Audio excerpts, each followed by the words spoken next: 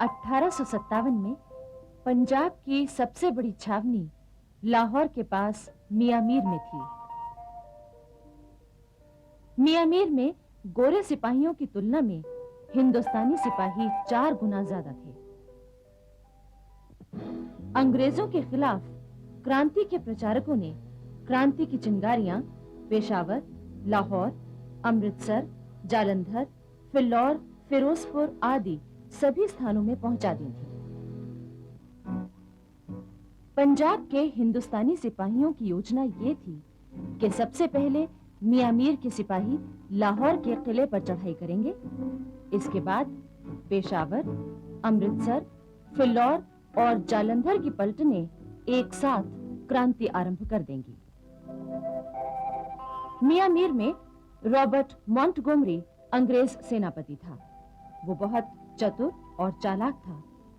उसे जैसे ही मेरठ और दिल्ली की घटनाओं की जानकारी मिली, वो तुरंत सावधान हो गया। तभी उसके एक गुप्तचर ने खबर दी कि मियां मीर के हिंदुस्तानी सिपाही भी क्रांति करने वाले हैं। 13 मई 1857 को मियां मीर के परेड मैदान में मॉन्टगोमरी ने 1000 हिंदुस्तानी सिपाहियों को बुलाया। इसके तुरंत बाद तोपखाने सहित गोरे सैनिकों का दल आ गया और उसने हिंदुस्तानी सिपाहियों के दल को घेर लिया। मॉन्टगोमरी ने हिंदुस्तानी सिपाहियों को आदेश दिया कि वो अपने अपने हथियार नीचे रख दें।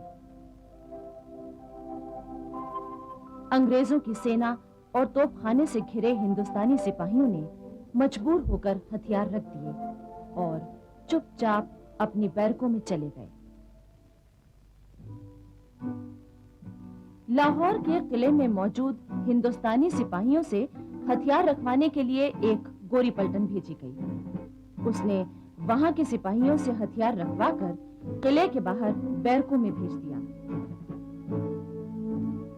उधर पेशावर में 24, 27, 51 नंबर की पैदल और 5 नंबर की सवार पलटनें 22 मई 1857 को क्रांति का बिगुल फूंकने को तैयार थीं। मियां मीर की घटना का समाचार पाते ही अंग्रेज अफसरों ने गोरी सेना के 4 दल पेशावर भेजे और 22 मई की सुबह देशी पलटनों से हथियार रखवा लिए। 22 मई की शाम अंग्रेज सैनिक सावधान थे कि कहीं छावनी या नगर में विद्रोह न हो जाए।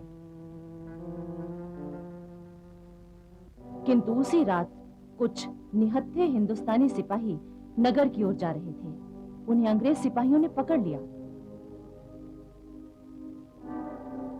उसी रात 14 हिंदुस्तानी सिपाहियों को फांसी पर लटका दिया गया ताकि बाकी सिपाही उनसे सबक लें। बैरकों के बाहर तोपें लगा दी गईं। कोई भी हिंदुस्तानी सिपाही बाहर नहीं निकल सकता था। जिसने हिम्मत की उसे तोप के मुंह से बांधकर उड़ा दिया गया। पेशावर के पास होती मैदान में 55 नंबर पैदल पलटन थी। इसके सेनापति कर्नल स्पैटिश वुड को भरोसा था कि उसकी पलटन विद्रोह नहीं करेगी, किंतु पंजाब के अंग्रेज अफसरों ने उन पर दबाव डाला कि पलटन से हथियार रखवा लिए जाएं। इस पर दुखी होकर कर्नल स्पैटिश वुड ने आत्महत्या कर ली। होती मर्दान की 55 नंबर पैदल पलटन से हथियार रखवाने के लिए पेशावर से अंग्रेजों की सेना आई। 55 नंबर पैदल पलटन किले से भाग निकली। अंग्रेजों की सेना भारी संख्या में थी। उन्होंने कोई 150 हिंदुस्तानी सिपाहियों को मार डाला। जो हिंदुस्तानी सिपाही पकड़े गए उन्हें बाद में तोपों के मुंह से बांधकर उड़ा दिया गया। इस हृदय विदारक दृश्य का वर्णन अंग्रेज इतिहासकार जॉर्ज बिकर्स ने किया है।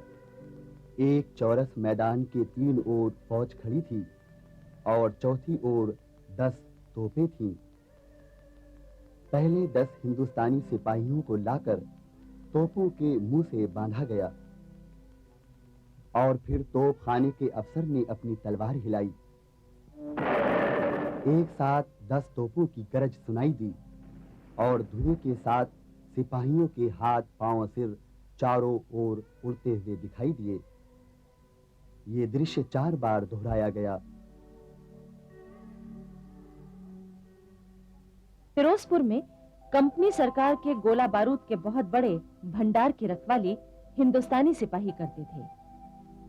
उन सिपाहियों के इरादे जानने के लिए अंग्रेजों ने उन्हें परेड पर बुलाया।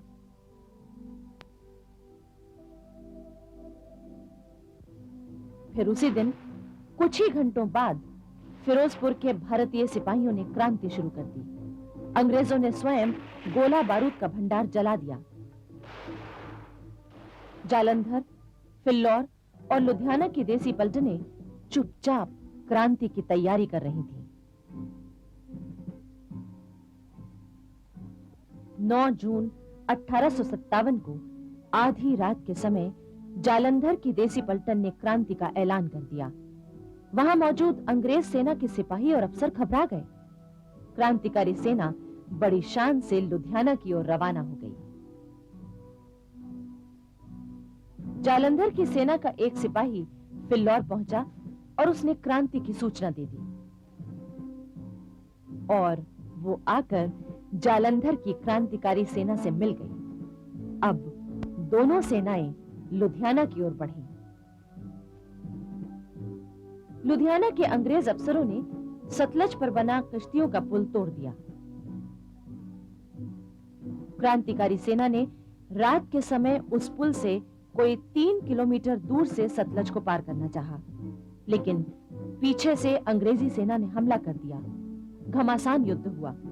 अंत में क्रांतिकारी सेना विजयी हुई।